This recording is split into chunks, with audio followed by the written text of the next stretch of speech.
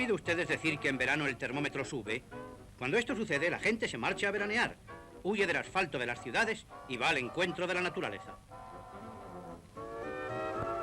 En las fronteras se registra la consabida afluencia de extranjeros que, atraídos por la belleza y el esplendor de los paisajes españoles, deciden pasar en nuestra patria sus vacaciones.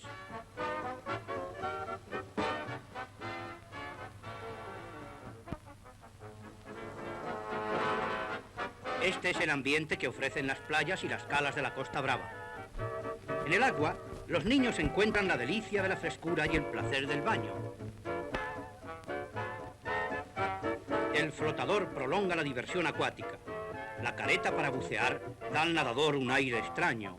El perro le contempla con asombro.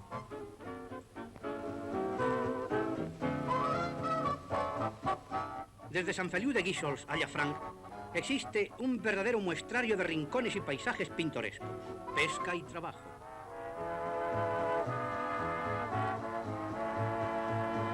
En el agua tranquila de las calas bogan hasta los niños.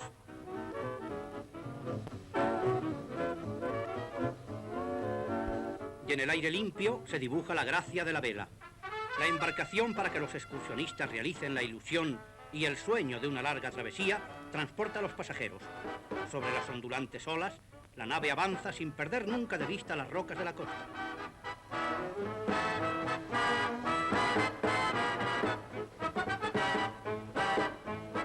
¡Qué pronto se ha llegado!